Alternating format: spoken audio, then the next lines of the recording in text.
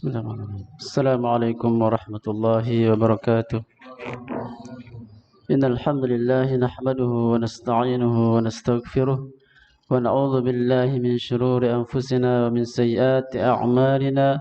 May yahdihillahu fala mudilla lahu wa may yudlil fala hadiya lahu. Ashhadu an la ilaha illallah wahdahu la syarika lahu wa ashhadu anna Muhammadan abduhu wa rasuluh. قال الله تعالى في كتابه الكريم يا أيها الذين آمنوا اتقوا الله حق تقاته ولا تموتن إلا وأنتم مسلمون وقال يا أيها الناس اتقوا ربكم الذي خلقكم من نفس واحدة وخلق منها زوجها وبث منهما رجالا كثيرا ونساء واتقوا الله الذي تساءلون به والأرحام إن الله كان عليكم رقيبا وقال أيضا يا أيها الذين آمنوا اتقوا الله وقولوا قولا سديدا يصلح لكم أعمالكم ويغفر لكم ذنوبكم ومن يطع الله ورسوله فقد فاز فوزا عظيما إن أصدق الحديث كتاب الله وخير الهدي هدي محمد صلى الله عليه وسلم وشر الأمور محدثاتها فإن كل محدثة بدعة وكل بدعة ضلالة وكل ضلالة في النار فرجماكم muslimin wal muslimat rahimani rahimakumullah. Alhamdulillah Allah Azza wa Jalla memudahkan kita untuk kembali melanjutkan kajian kita, kajian ilmiah kitab Nawaqidul Islam buah karya Syekh Muhammad Ibnu Sulaiman At-Tamimi rahimahullahu ta'ala. Kita memasuki pada pembatal yang ke-9. Namun sebelum kita memasuki pembatal ke-9, sedikit kita menyinggung tentang syubhat yang mungkin saja kita dapatkan, mungkin saja dilontarkan oleh sebagian kaum muslimin, yaitu sebuah syubhat yang sifatnya adalah berangkat dari pemahaman yang dangkal, tidak memahami akan mualat, tidak memahami kaidah yang telah dituliskan oleh ulama dalam masalah ini. Pada halaman 39 dari kitab Tanbihul Anam, yaitu syubhat yang mungkin dilantarkan oleh orang-orang yang takfiriyun, orang-orang yang mengkafirkan negeri Saudi Arabia. Mereka mengkafirkan Saudi Arabia. Kenapa? Karena mereka melihat bahwasanya Saudi Arabia, negara Saudi Arabia meminta bantuan kepada Amerika, orang kafir, untuk melawan kaum muslimin ketika itu. Karena pembahasan kita ketika membahas tentang pembatal keislaman yang ke-8, apa itu? Yaitu termasuk pembatal keislaman membantu, menolong orang-orang kafir untuk melawan orang muslim. Maka jelas itu kekufuran yang dapat menyebabkan seseorang keluar dari agama Islam. Bagaimana dia bisa membantu orang kafir untuk melawan kaum muslimin? Dalam masalah Saudi Arabia meminta tolong kepada Amerika, saya tidak terlalu mengikuti atau kabarnya sekitar tahun 2004 kalau tidak 5 tentang peperangan antara Irak yang diketuai oleh Saddam Hussein. Itu ternyata para ulama setelah membahasnya, telah menjawab masalah yang terjadi pada saat itu. Ketika Syekh Abdul Aziz bin Baz masih hidup, ketika Syekh Muqbil bin Hadi Al-Wad'i masih hidup, maka fitnah tersebut terjadi. Jadi saya menyampaikan dari fatwa para ulama bahwasanya kita dapatkan sebagian orang mengkafirkan negeri Saudi Arabia atau paling tidak menjelekkan. Dan saya ketika berada di Yaman, tepatnya di Yaman bagian utara, ada teman-teman yang loyal kepada masalah tersebut, menjelekkan Saudi Arabia. Ketika itu awal munculnya fitnah ISIS, yaitu fitnah Daesh. Ketika itu saya baru datang ke Yaman tahun 2015 kalau tidak salah. Awal datang ketika orang Syiah merebut kota Sana'a yang merupakan ibu kota Yaman, Maka ketika itu peperangan terjadi antara tentara Saudi Arabia dengan tentara Yaman yang dikuasai oleh orang Syiah Houthi, orang Syiah Hawazah, sehingga kita melihat peperangan dari kejauhan seperti layaknya orang main game ya, kelihatan dari jauh. Dan kita agak aman karena kita menjauh. Kalau kita sampai ke titik-titik mereka perang, maka akan bahaya. Kesimpulannya bahwasanya ketika itu muncullah Daesh, ISIS yang berbaju jihad, mengeluarkan senjata-senjata untuk mengalahkan orang-orang Syiah yang di Suriah. Ternyata Allah bongkar mereka, ternyata mereka bukanlah para pejuang yang sejati. Ketika terjadi fitnah itu, para teman-teman kita yang belajar karena di sebuah markas yang memang latar belakang bermasalah, campur baur di sebuah markas tersebut. Akhirnya Allah Azza wa Jalla memberikan taufik untuk pindah dari tempat tersebut. Ada teman-teman, mereka lebih mendukung ISIS tersebut dan menjelekkan Saudi. Paling tidak demikian. Akan tetapi orang-orang yang di sana pastinya mereka mengkafirkan negeri Saudi. Kita betapa geram rasanya ketika Saudi Arabia dikafirkan atau dijelekkan. Lihat ini Raja Salman, Raja Abdullah melakukan ini dan itu, menyebut semua, dan mereka membaca kabar, sibuk dengan hal tersebut. Kesimpulannya bahwasanya ada sebagian orang yang mengkafirkan Saudi Arabia karena lantaran Saudi Arabia ketika itu meminta bantuan kepada Amerika untuk menyerang Irak yang diketuai oleh Presiden Saddam Hussein. Ini adalah syubhat. Maka untuk menjawab hal tersebut, pertama, dhabitul muwalat. Kita harus memahami apa dhabit ukuran muwalat, loyalitas kepada orang kafir. Yang dimasukkan dengan pembatal keislaman yang ke-8, membantu orang-orang kafir untuk melawan orang Islam, itu adalah, kita harus pahami, maksudnya adalah menolong mereka untuk mengangkat agama mereka. Dan itu tidak ada di Saudi Arabia. Ketika Saudi Arabia meminta tolong ke Amerika, itu murni untuk menjaga negaranya, untuk menjaga masyarakatnya. Wajar, sehingga dia minta bantuan kepada orang kafir untuk mencegah serangan yang akan datang dari Irak. Dan itu hal yang dibolehkan. Meminta tolong kepada orang kafir pada hal yang sifatnya duniawi dibolehkan. Rasulullah SAW meminta seorang Yahudi untuk ditunjukkan jalan kalau tidak salah jalan ke Madinah. Maka dia menggunakan seorang Yahudi sebagai penunjuk jalan. Dibolehkan meminta tolong pada hal yang sifatnya duniawi. Adapun kalau menolong mereka karena untuk mengagungkan agama orang kafir, nah ini yang kafir, termasuk murtad dari agama Islam, termasuk pembatal keislaman yang telah disebutkan pada halaman atau pada pembatal yang ke-8. Jadi di Saudi Arabia bukan maksud daripada mengangkat agama orang kafir tersebut, hanya saja untuk membela masyarakatnya. Yang kedua adalah para ulama mengkafirkan presidennya, presiden Irak, yaitu Saddam Hussein. Saya dengar nama itu ketika saya di kelas 3 sanawiyah, yaitu kelas SMP. Saya dengar kisah tersebut atau nama tersebut. Ternyata dia adalah seorang yang dikafirkan oleh para ulama. Syekh Abdul Aziz bin Baz dinukil darinya bahwasanya beliau mengkafirkan Saddam Hussein. Dan Syekh Muqbil bin Hadi Al-Wadi'i juga mengkafirkan Saddam Hussein dalam kitab Al-Muhdath Al-Wadi'i fi I'lan Al-Ajyal. Syekh bin Baz dalam fatwa beliau Majmu' Fatawa halaman 350 pada jilid yang ke-18. Jadi para ulama mengkafirkan Saddam Hussein. Kenapa? Ini yang perlu kita perhatikan. Kenapa para ulama mengkafirkan Saddam Hussein? Karena dia berkeyakinan yaitu Hizbul Ba'ats. Ini Hizbul Ba'ats. Apa itu Hizbul Ba'ats? Hizbul Ba'ats adalah bukan dia mengingkari kebangkitan dari akhirat, bukan. Atau dia bukan mengingkari Allah, bukan.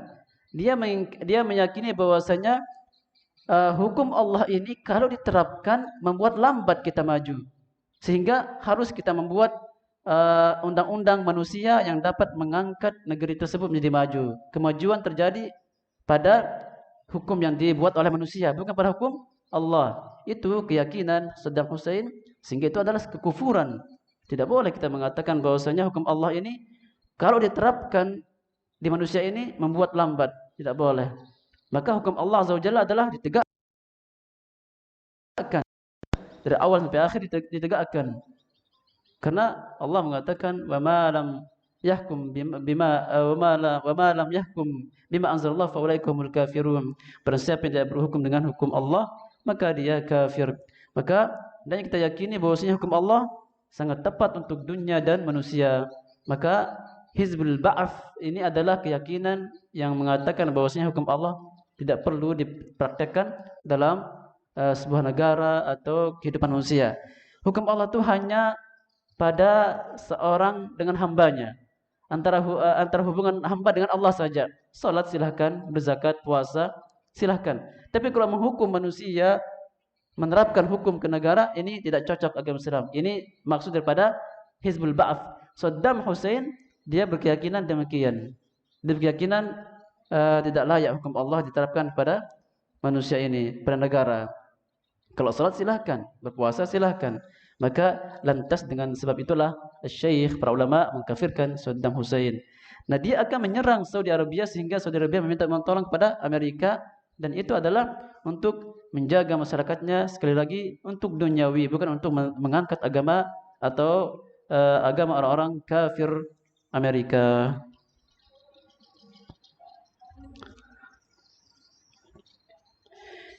Yang keempat adalah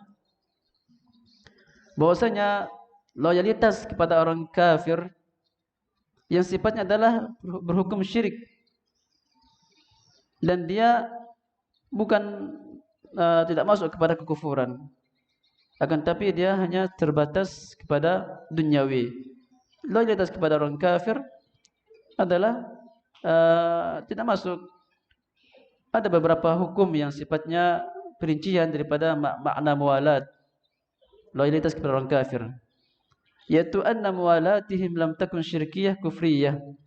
Jadi apa yang dilakukan oleh kerajaan Saudi Arabia adalah sebuah duniawi, bukan loyalitas syirik atau kekufuran, karena hanya untuk menjaga negara dan masyarakatnya, maka dibolehkan hal tersebut.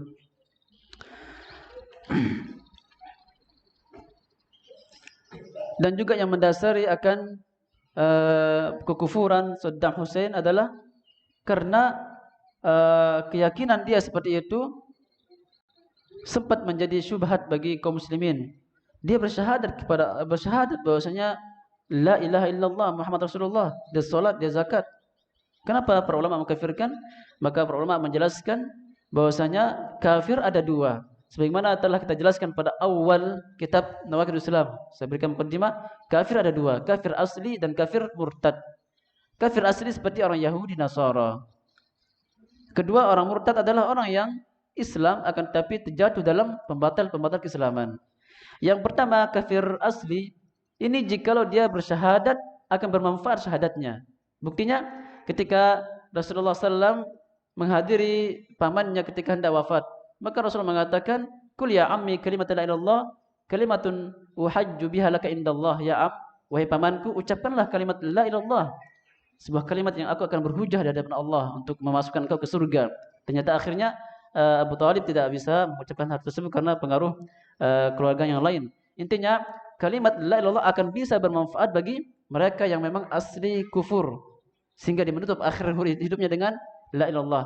Adapun orang murtad, orang yang melanggar hukum-hukum, orang yang melanggar pembatal keislaman, kesyirikan, misalnya menghina Nabi Muhammad, ini sekalipun dia bersyahadat tidak bermanfaat.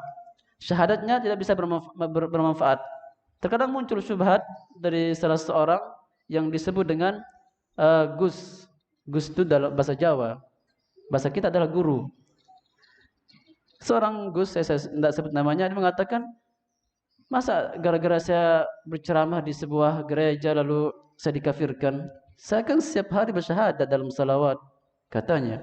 Jadi salawat manfaat kalau dia melanggar atau melanggar pembatal keislaman, melakukan atau jatuh dalam pembatal keislaman, tidak bermanfaat karena dia telah membatalkan syahadatnya sampai dia mengumumkan akan taraju'nya, sampai dia mengumumkan bahwasanya saya berlepas diri dari kejadian saya jatuh di dalamnya, atau saya berlepas diri dari pembatal keislaman yang saya langgar itu hari.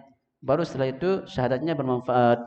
Makanya kita berhati-hati melanggar pembatal keislaman, lalu kita tidak mengakui itu sebuah kesalahan, maka akibatnya syahadat kita tidak di tidak bermanfaat bagi orang yang mengucapkannya. Maka sangat bahaya. Makanya tidak ada keterangan dari Saddam Hussein dia berlepas diri dari keyakinannya yaitu Hizbul Ba'ath. Itu daripada kesimpulan syubhat yang mungkin bisa saja kita jumpai. Kalau kita banyak bergaul dengan orang-orang, para pelajar, banyak syubhat-syubhat yang mereka bawa. Kita meminta tolong ke Amerika untuk menjaga masyarakatnya, untuk menjaga negaranya, dan itu hal yang boleh saja. Jadi tidak dikafirkan sehingga mereka orang-orang yang mengatakan Saudi Arabia kafir adalah sebuah tuduhan yang keji dan sebuah fitnah dan pemahaman takfir yang mereka gemborkan. Berikutnya para jamaah kaum muslimin wal muslimat rahimani rahimakumullah, kita masuk pada pembatal yang ke-9 At-Tasi' pada halaman 40. At-Tasi' yang ke-9, pembatal keislaman yang ke-9 adalah man i'taqada anna ba'dhan nasi, barang siapa yang meyakini bahwasanya sebagian orang yasil khuruj an syariati Muhammad sallallahu alaihi wasallam, boleh dia keluar dari syariat Nabi Muhammad. Barang siapa yang berkeyakinan bahwasanya sebagian orang boleh saja keluar dari hukum Allah, boleh saja keluar dari syariat Nabi Muhammad, boleh. Barang siapa yang berkeyakinan seperti itu, kama wasal Khadir al-khuruja syariati Musa alaihissalam wa kafir, maka dia kafir. Barang siapa berkeyakinan bahwasanya bolehnya sebagian orang keluar dari syariat Nabi Muhammad sebagaimana keluarnya Nabi Isa, keluarnya Khidir dari syariat Nabi Musa alaihissalam, maka dia kafir. Dalam Al-Quran disebutkan bahwasanya Khidir tidak mentaati Musa, tidak mengikuti syariat Musa. Nabi Khidir, kita akan jelaskan nanti bahwasanya Khidir adalah seorang nabi. Nabi Khidir dia keluar dari syariat Nabi Musa. Bahwasanya Nabi Musa ingin belajar kepada Khidir, maka diberikan syarat, kalau kau mau belajar ikuti aku, jangan bertanya. Sampai mereka naik ke perahu, Nabi Khidir membolongi perahu tersebut, membolongi. Ya, Nabi Musa terheran, kenapa dibolongin? Nanti tenggelam orangnya. Makanya ditegur oleh Khidir, jangan kau bertanya lagi tentang apa yang saya lakukan seterusnya, sampai Nabi Khidir membunuh anak kecil dan seterusnya. Kisahnya ada di surat Al-Kahfi. Jadi sebagian orang berkeyakinan bahwasanya seorang itu boleh keluar dari syariat Nabi Muhammad sebagaimana Khidir keluar dari syariat Nabi Musa. Ini adalah syubhat. Maka intinya kafir orang yang mengatakan bahwasanya boleh orang keluar dari syariat Nabi Muhammad. Pada pembatal keislaman yang ke-9 ini ada beberapa faedah yang perlu kita sampaikan. Yang pertama adalah kita hendaknya menjelaskan tentang syarat diterimanya amal ibadah. Kita ingin memahami bahwasanya syarat diterimanya amal ibadah atau syarat diterimanya sebuah ibadah adalah 3. Pertama adalah al-Islam. Seorang jika ingin diterima amal solehnya, ibadahnya, sedekahnya, puasa dan salatnya, maka dia Islam terlebih dahulu.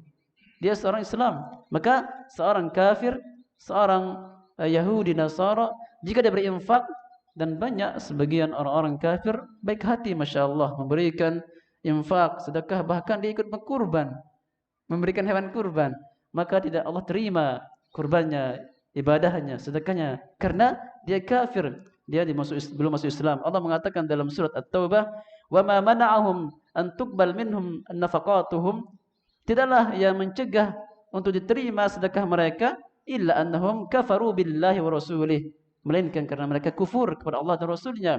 Wala ya'tunas shalah illa wahum kusala, dan tidaklah mereka salat melainkan dalam keadaan bermalas-malasan. Wala yunfikuna illa wahum karihun, dan tidaklah mereka berinfak melainkan mereka benci, tidak suka berinfak sebenarnya, akan tapi dia hanya menampakkan dirinya dia berbuat baik kepada manusia, padahal hatinya adalah menyimpan kekufuran. Ini adalah singgungan kepada orang-orang munafik. Intinya orang munafik kafir, dan ketika mereka berinfak, salat, berpuasa, bahkan bersyahadat, tidak bermanfaat, maka tidak akan diterima oleh Allah Azza wa Jalla karena tidak Islam. Mereka kafir. Maka kita harus Islam untuk diterima amal soleh kita. Yang kedua, secara ringkas, al-ikhlas. Jadi kita harus ikhlas dalam beramal soleh agar Allah Azza wa Jalla menerima amal soleh kita. Ikhlas ini menafikan kesyirikan. Seorang beribadah, percuma dia beribadah banyak berinfak, akan tapi dia menyebutnya. Percuma dia salat, akan tapi dia syirik kepada Allah Azza wa Jalla. Gambarannya seperti seorang yang berwudu, ketika dia melakukan pembatal wudu seperti buang air kecil atau keluar angin, maka batal wudunya. Demikian ibadah yang dilakukan seseorang akan batal ketika dia melakukan kesyirikan, maka butuh ikhlas dalam ibadah. Yang ketiga di antara syarat diterimanya sebuah amal adalah al-mutaba'ah, yaitu kita hendaknya mengikuti Rasulullah SAW, mengacu kepada tata cara dan contoh yang Rasulullah SAW contohkan.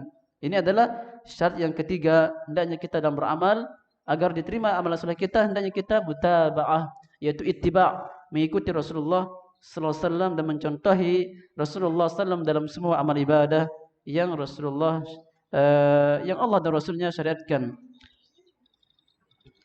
Maka tidak akan diterima sebuah ibadah yang tidak ada tuntunannya, contohnya dari Rasulullah sallallahu alaihi wasallam, sebagaimana yang Rasulullah bersabda dalam hadis riwayat Bukhari Muslim, "Man ahdatsa fi amrina hadza ma laysa minhu fa huwa raddun." Barang siapa yang membuat perkara-perkara baru dalam urusan kami yang tidak ada landasannya, dalilnya, maka dia tertolak. Bagi mereka yang mengamalkan tanpa berbuat bid'ah, tetapi dia mengamalkan perkara bid'ah, maka dia juga terancam dengan tertolaknya amalannya. Dalam riwayat Muslim, Rasulullah mengatakan, man amila amalan laisa alaihi amruna fa huwa raddun. Barang siapa yang beramal dengan sebuah amalan yang bukan contoh kami, yang bukan termasuk agama kami, maka dia tertolak. Maka barang siapa yang beramal tidak mengikuti Rasulullah SAW, maka dia tertolak. Nah, kaitan nomor 3 inilah yang disinggung oleh pembatal keislaman yang ke-9. Bagaimana boleh seorang mengatakan seseorang boleh saja keluar dari syariat Islam, syariat Nabi Muhammad, sedangkan syarat diterimanya amal soleh adalah yang ketiga adalah al-mutaba'ah, mengikuti, mencontoh Rasulullah SAW. Ketika seorang tidak mencontoh Rasulullah, dia mencontoh siapa dalam beramal? Maka amalnya tertolak. Bahkan bukan sekedar hanya tertolak, akan tapi dia bisa murtad dari agama Islam. Karena wajibnya kita mencontoh Rasulullah SAW dalam semua amal saleh. Berkata Al-Humaydi dalam kitab Ushulus Sunnah, Al-Imam Al-Humaydi, gurunya Al-Imam Al-Bukhari, mengatakan, wala amala wala qawla illa biniyah. Tidak ada amalan, tidak ada ucapan kecuali dengan niat. Tidak akan diterima amal soleh kita, ucapan zikir kita kecuali dengan berniat karena Allah Azza wa Jalla. Wala amala wala qawla biniyatin illa bisunnah. Dan tidak ada ucapan, perbuatan yang dibarengi dengan niat yang ikhlas, akan tapi tidak ada sunnahnya. Maka intinya tidak akan diterima amal soleh seseorang sekalipun dia sudah ikhlas karena Allah Azza wa Jalla, terhindar dari syirik, akan tapi dia menjatuhkan dirinya dari ittiba', tidak mengikuti Rasulullah dalam ibadah, maka tidak ada arti dari amal solehnya. Karena Rasulullah mewajibkan kita untuk mengikuti Rasulullah dalam ibadahnya. Lihat dalam salat Rasulullah mengatakan, "Sallu kama ra'aitumuni usalli." Salatlah kalian sebagaimana engkau melihat aku salat. Dan kita akan bisa melihat Rasulullah salat ketika membaca hadis-hadis Rasulullah berbicara tentang salat. Sebagaimana pengajian Ustaz Abu Sa'id dalam kitab sifat salat Nabi SAW. Maka kita akan menyaksikan, melihat Rasulullah salat. Dalam haji demikian, Rasulullah berpesan, "Khudhu anni manasikakum." Ambillah tata cara hajiku. Karena wajibnya kita mencontoh, mengikuti Rasulullah dalam semua ibadah, keyakinan dan zikir yang kita amalkan. Maka barang siapa yang mengamalkan sebuah amalan yang tidak mencontohi Rasulullah, dalam artian dia menganggap dirinya boleh keluar dari syariat Nabi Muhammad, maka pertama tertolak, yang kedua bisa mengakibatkan dia keluar dari agama Islam. Maka pentingnya ittiba' di sini Alangkah agungnya ittiba kepada Rasulullah sallam. Bahkan Allah Azza wa Jalla mengatakan dalam firman-Nya dalam surat Al-Mulk, "Alladzi khalaqal mauta wal hayata liyabluwakum ayyukum ahsanu amala." Dia Allah Azza wa Jalla yang menciptakan kehidupan dan kematian agar Allah menguji kalian siapa di antara kalian yang baik amalnya. Yang paling baik amalnya man ahsanu amala. Siapa di antara kalian ahsanu amala, yang paling baik ibadahnya, amalannya. Di sini Al-Imam Ibnu Katsir rahimallahu taala mengatakan, berkata Al-Imam Ibnu Katsir, "Walam yaqul aktsaru amalan, bal ahsanu amalan." Ibnu Katsir mengatakan dalam tafsir Ibnu Katsir, Allah tidak mengatakan siapa di antara kalian yang paling baik, yang paling banyak amalnya, yang paling banyak. Tidak. Allah mengatakan siapa di antara kalian yang paling baik amalannya. Jadi yang jadi patokan adalah siapa yang paling baik amalannya, bukan yang paling banyak. Artinya percuma seseorang beramal soleh sebanyak-banyaknya, akan tapi tidak mengacu kepada tata cara Rasulullah SAW. Maka lebih baik seorang beramal soleh yang banyak dan sesuai dengan sunnah dan tata cara Rasulullah sallallahu alaihi wasallam salat. Namun kalau dibandingkan, mana lebih baik kita beramal soleh banyak namun tidak mengikuti contoh Rasulullah, daripada kita sedikit beramal soleh akan tapi sesuai dengan sunnah Rasulullah? Maka jelas yang kedua lebih utama, sedikit akan tapi sesuai dengan sunnah Rasulullah sallallahu alaihi wasallam. Makanya para ulama mengatakan al-iktisadu fi sunnatin khairun min ijtihadin fi bid'atin. Iktisadun fi sunnatin khairun. Sederhana dalam sunnah, sederhana kita salat, sederhana kita beribadah sesuai dengan sunnah Rasulullah, itu lebih baik daripada kita banyak ibadah akan tapi penuh dengan kebid'ahan. Kita kalau ingin salat secara simpel, salat Allahu Akbar dan salam. Setelah itu kita pergi bekerja karena mungkin kesibukan, tidak sampai di zikir, dibolehkan. Daripada seorang duduk 1 jam karena zikir yang panjang, karena harus berjamaah, ada zikir-zikir wirid yang harus dibaca. Nah, ini lebih baik orang salat lalu dia bangun kerja, daripada dia duduk berzikir sampai 1 jam karena zikir-zikir yang dia ucapkan dan baca panjang, akan tetapi zikir yang tidak ada contoh dari Rasulullah SAW. Maka lebih baik kita sederhana dalam sunnah daripada kita banyak mengamalkan amalan namun penuh dengan kebid'ahan yang akibatnya tertolak.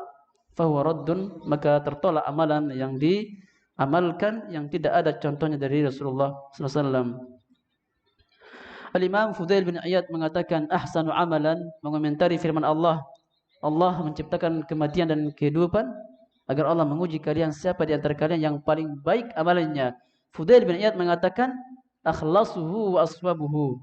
Dikatakan amalan seseorang itu paling baik kalau dia akhlasuhu, kalau dia ikhlas, waswabuhu, kalau dia benar dalam melakukannya. Dia ikhlas dan dia benar dalam melakukannya. Beliau mengatakan lagi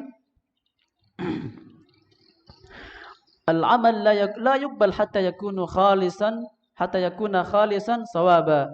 Amal tersebut tidak akan diterima sampai amal tersebut khalisan sawaba, sampai amal tersebut ikhlas dan benar.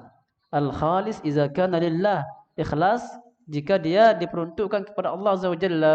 Was-sawab, dan benar dalam melaksanakan ibadah idza kana ala sunnah, jikalau berada di atas sunnah, jikalau mengikuti tata cara sunnah Rasulullah sallallahu alaihi wasallam dalam beribadah. Dalam tafsir Al-Baghawi dan juga tafsir As-Sa'di dinukil perkataan Imam Fudail bin Iyad. Berikutnya poin yang kedua, setelah kita menjelaskan tentang syarat diterimanya amal soleh, harus ikhlas, harus Islam, dan harus mutaba'ah mengikuti sunnah Rasulullah SAW, maka jelas bahwasanya anggapan orang-orang yang mengatakan boleh sebagian orang itu keluar dari syariat Nabi Muhammad, maka dibantah oleh syarat diterimanya amal ibadah, yaitu al-mutaba'ah. Yang kedua, hadzal naqid raddun 'ala sufiyah. Afwan, yang sebelumnya nomor 2, ثانيا إنما يكفر من اعتقد أن بعض الناس يسير الخروج عن شريعة محمد لأنه يكذب أو لأنه تكذيب للنصوص التي جاءت ببيان أن بئسة النبي صلى الله عليه وسلم آخر البئسة.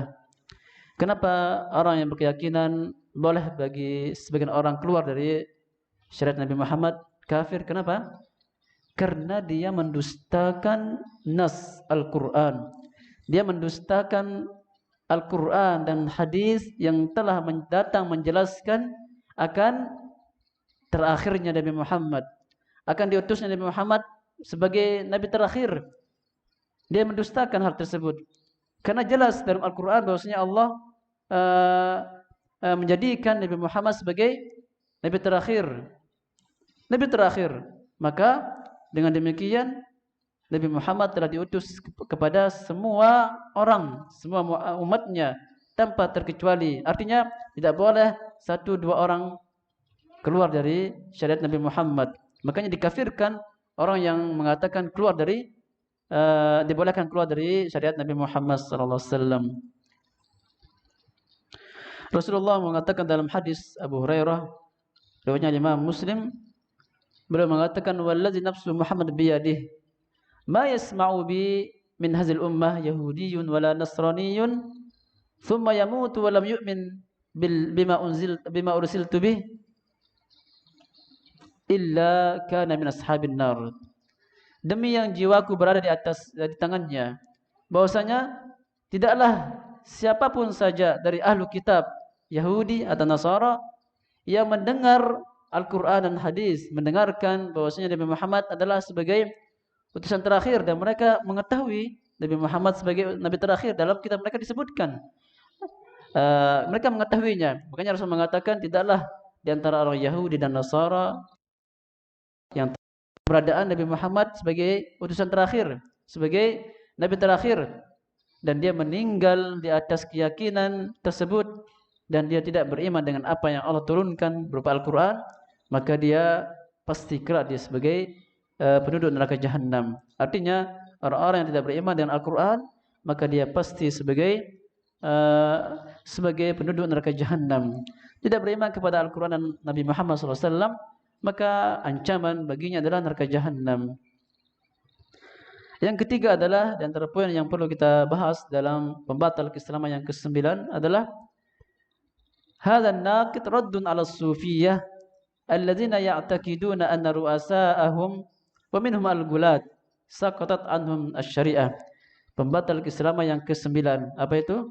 Barang siapa yang berkeyakinan bolehnya seseorang keluar dari syariat Nabi Muhammad, maka dia kafir. Maka ini bantahan kepada orang-orang sufi, orang-orang tasawuf yang mereka mempunyai keyakinan bahwasanya, tentunya ini orang-orang sufi yang ekstrim. Orang-orang sufi yang ekstrim berkeyakinan bahwasanya kiai mereka, ustadz mereka, ulama mereka boleh keluar dari syariat Nabi Muhammad. Kenapa? Karena mereka mempunyai 3 marhalah, 3 istilah, yaitu mereka mempunyai istilah syariat, hakikat, dan ma'rifat.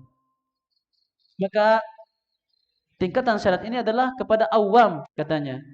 Syariat ini adalah syariat puasa, zakat, puasa, menjalankan yang halal dan meninggalkan yang haram itu bagi mereka yang awam. Makanya mereka diutus orang Rasul. Ini marhalah syariat namanya. Ada namanya marhalah ma'rifat dan hakikat atau ma'rifat yang sifatnya dia sudah dari hukum Allah. Dia menghalal atau halal baginya yang haram dan yang haram menjadi halal baginya. Ini sebagian kelompok sekte tasawuf yang ekstrim meyakini bahwasanya kiai mereka boleh keluar dari syariat Nabi Muhammad sehingga mereka tidak salat, mereka tidak beribadah. Kita baca penukilan dari Asy-Syaikh Shalih Fauzan hafizahullah taala dalam halaman 42. Qala samahatul mufti Asy-Syaikh Shalih Fauzan, Syekh Shalih Fauzan hafizahullah mengatakan dalam kitabnya Syarah Nawaqidul Islam atau Syarah Nawaqidul Islam, dia mengatakan hadza ma alaihi, ini keyakinan orang-orang sufi yang mengatakan bolehnya kiai mereka, ustadz mereka keluar dari syariat Nabi Muhammad. Ini keyakinan orang sufi. Annahum yasiluna ila halatin yastagnuna 'anir rasul. Mereka ada marhalah mereka jika sampai kepada marhalah tersebut, mereka mengatakan mereka tidak perlu lagi nabi, tidak perlu syariat, tidak perlu lagi rasul. Wa yakhrujuna an syariatih, dan mereka boleh keluar dari syariat Nabi Muhammad. Lihat keyakinannya. Walidzalik la yusallun wa la yasumun wa la yahujjun. Oleh karena itu kata Syekh Fauzan, mereka tidak salat, mereka tidak puasa, mereka tidak haji. Barangkali kalau kita jumpai seorang mengatakan sudah salat, sudah di Mekah atau sudah di hati. Ini bahaya keyakinan seperti itu. Bahaya karena mengatakan dirinya keluar dari syariat Nabi Muhammad. Wala ya'maluna bima jaa'a bihi rasul, dan mereka boleh tidak mengamalkan apa yang datang dari Rasul. Li'annahum khawasun, karena mereka adalah orang pilihan katanya. Orang pilihan. Terkadang orang-orang gila dijadikan wali, tidak salat, tidak menutup aurat, segala macam dilakukannya boleh, dibiarkan. Dia namanya khawas, namanya orang terpilih. Ya, ada juga istilah wali majdub. Maka ini adalah keyakinan orang tasawuf, maka jelas menyimpang dari agama Rasulullah sallallahu alaihi wasallam. Yaqulun, mereka mengatakan, ma nahnu bihaja ila rasul, kami tidak butuh lagi nabi. Nahnu wasalna ila Allah, kami telah sampai kepada Allah. Semoga Allah Azza wa Jalla memberikan kita keselamatan. Kita baca sebuah bukti bahwasanya di antara mereka ada yang mengatakan bahwasanya kiai mereka, ustaz mereka sampai kepada marhalah jatuh syariat Islam. Maksudnya dia keluar dari syariat Nabi Muhammad SAW. Dalam kitab Syiar A'lam Nubala, Al-Imam Az-Zahabi dalam halaman 41, Al-Imam Az-Zahabi rahimahullahu taala mengatakan atau mengunukil sebuah kisahnya Abu Ali Ar-Ruzabari. Abu Ali Ar-Ruzabari seorang syekh sufi. Dia mengatakan dikatakan kepadanya, qila su'ila Abu Ali amman yasma'ul malahi. Abu Ali, orang sufi tersebut, ditanya, bagaimana hukum orang mendengarkan musik? Wa yaqul hiya halalun li. Dia mengatakan musik itu halal bagiku. Padahal dia haram, akan tapi dia mengatakan halal bagiku karena sesuatu yang haram menjadi halal baginya karena dia mengatakan dia sudah sampai pada tingkat yang sifatnya gugur kewajiban. Li'anni qad wasaltu ila rutbatin. Kata Abu Ali, tokoh sufi tersebut, dia mengatakan karena saya sampai kepada sebuah tingkatan la yu'athir fihi ikhtilaful ahwal, tidak ada pengaruhnya keadaan daripada syariat Islam. Faqala na'am, maka dikatakan para ulama mengatakan, mengomentari, na'am, dia sampai, memang dia sampai, akan tapi kemana? Qad wasala walakin ila sakar.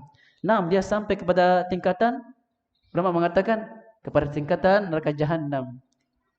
Karena tidak ada yang boleh sampai kepada tingkatan dia bisa meninggalkan syariat, tidak ada. Nabi Muhammad sebagai nabi kita, beliau selalu berjamaah, beliau berjihad sampai akhir hayatnya. Maka bantahan kepada orang-orang yang meyakini hal tersebut. Yang kedua, dalam kitab Nazariyatul Ittisal inda Sufiyah, bahwasanya ada seorang dari salah satu ashabul kashf, Sayyidi Asy-Syarif, seorang sufi mengatakan, Sayyidi Asy-Syarif radhiyallahu ya'kul fi nahari Ramadan. Seorang tokoh sufi mengatakan, guruku, tuanku, guruku, kalau Ramadan dia makan. Di bulan Ramadan biasa orang puasa tidak makan, dia makan, boleh. Wa yaqul ana ma'tukun a'taqani rabbi. Dan dia mengatakan saya telah dibebaskan dari api neraka. Saya telah dibebaskan dari api neraka oleh Tuhanku, katanya. Maka ini adalah sebuah keyakinan yang kufur. Dan ini sudah ada di zaman imam kita, Imam Zahabi, imam di mana masa-masa ulama hadis berkeliaran.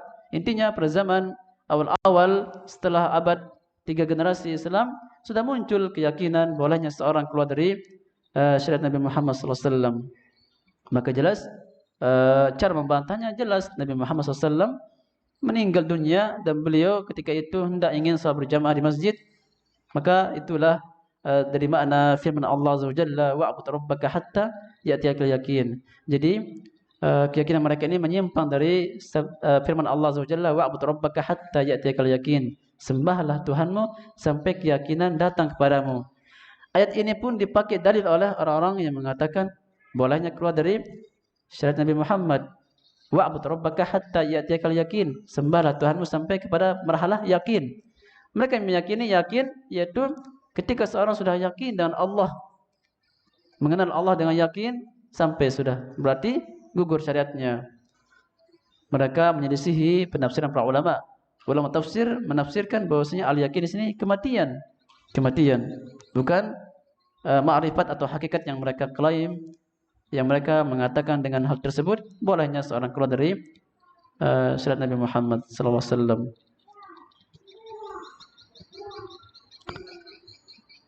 Dalam ayat yang kita bacakan tadi, wa'bud rabbaka hatta ya'tiyakal yakin, sembahlah Tuhanmu sampai kematian datang kepadamu, bantahan kepada orang-orang meyakini pembatal keislaman yang ke-9 yang kita bahas malam ini. Al-Imam Ibnu Katsir mengatakan dalam tafsirnya, wa yastadillu biha ala takhti'ati man dhahaba min al-mulahadah ila anna al-murad bil yakin al-ma'rifah. Maka ayat di atas bantahan kepada orang-orang sufi, orang-orang mulahadah yang mereka mengatakan bahwasanya al-yakin di situ ma'rifat dalam istilah mereka. Famata wasal ahadun minal ma'rifah saqata anhu taklif, kata Imam Ibnu Katsir, kapan saja mereka sampai kepada marhalah ma'rifat, jatuhlah taklif syariat Islam kepada mereka. Wa hadza kufrun wa dhalalun wa jahlun. Maka kata Imam Ibnu Katsir, ini adalah kekufuran dan kesesatan dan kebodohan. Yang terakhir adalah untuk membantah bahwasanya mereka berdalil dengan bolehnya Nabi Khidir keluar dari syariat Nabi Musa. Maka jawabannya adalah, pertama, bahwasanya Nabi Khidir adalah nabi dan dia mempunyai syariat sendiri, dan Nabi Musa diutus kepada kaumnya, bukan kepada Nabi Khidir, sehingga masing-masing mempunyai syariat dan masing-masing berjalan dengan syariat yang Allah perintahkan. Maka dengan demikian selesailah pembahasan tentang pembatal keislaman yang ke-9, dan insyaallah kita akan lanjutkan pada pertemuan berikutnya tentang pembatal keislaman yang ke-10 yang merupakan terakhir dari pembatal keislaman dalam kitab Nawaqidul Islam, yaitu al-i'rad an dinillah, berpaling dari agama Allah, la yata'allamu wa la ya'mal bihi, tidak mempelajarinya dan tidak mengamalkannya. Jadi termasuk kekufuran orang berpaling dari agama Islam, tidak belajar dan tidak mengamalkannya. Insyaallah akan kita bahas pada pertemuan berikutnya. Sekian ada soal jawab. Bisa ada waktu. Silakan, Pak. Waktu saya bicara, saya pernah berdoa. Doa saya minta, ya Allah, waktu itu saya tidak percaya ada makhluk selain manusia. Ada makhluk tentang Allah selain manusia, itu saya tidak percaya. Ya saya berdoa minta, ya Allah, jika benar ada makhluk sifat dari manusia, wujudkan di hadapan saya minta doa. Maksudnya ciptaan selain manusia? Siapa? Jin? Oh. Selain manusia ada hewan, ada, maksudnya yang gaib. Taib.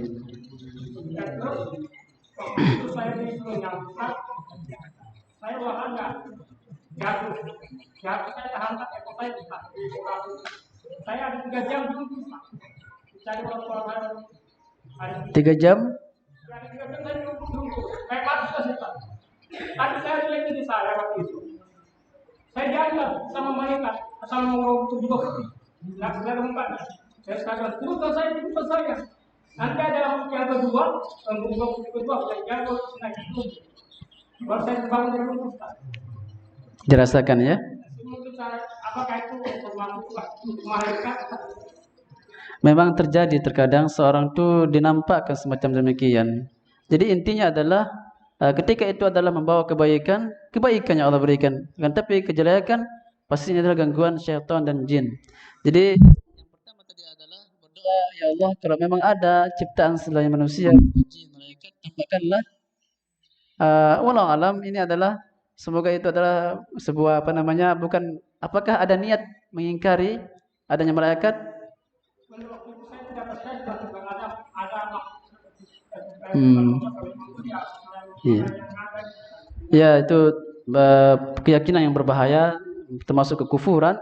Maka kita butuh bertobat kepada Allah Azza wa Jalla atas keyakinan yang dulu, karena Allah mempunyai ciptaan gaib seperti malaikat, jin, benar adanya. Ada jin, ada malaikat, ada surga neraka, ada azab kubur, itu ada. Ada. Jadi kita taubat kembali kepada kebenaran, bahwasanya ternyata ada jin, ada malaikat. Itu yang pertama. Yang kedua adalah kejadian yang mungkin dirasakan terangkat. Maksudnya pertanyaan ini apakah termasuk pembahasan atau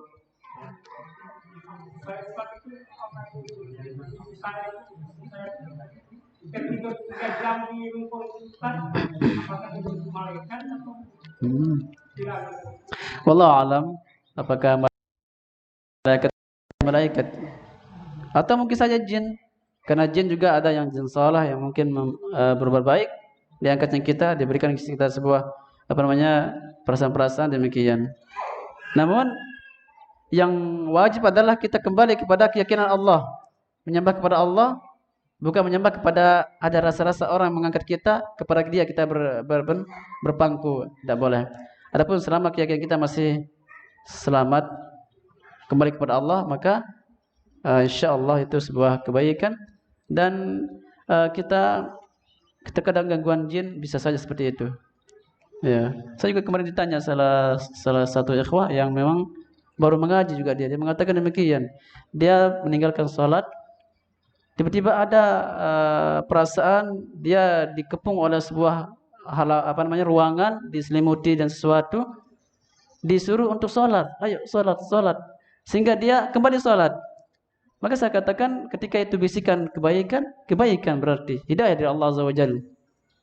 Dan Allah Maha Kuasa untuk memberikan, mengetuk hati pintu seseorang untuk kembali ke hidayah. Haknya Allah Azza wa Jalla. Namun jangan sekali kita mencari-cari hal tersebut. Jangan kita mencari hal tersebut, kita mencari redha Allah Azza wa Jalla, beribadah kepadanya, demikian. Itu kasih sayang Allah kepada beberapa orang yang memang dia jauh dari Allah, bermaksiat. Allah panggil dia untuk kembali kepada jalan yang benar. Akhirnya dia mengaji kepada sunnah, masya Allah, hidayah Allah berikan padanya. Ya. Baik, khair insyaallah ya. Ada yang lain? Subhanakallahumma bihamdika asyhadu an la ilaha illa anta astaghfiruka wa atubu ilaik. Wassalamualaikum warahmatullahi wabarakatuh.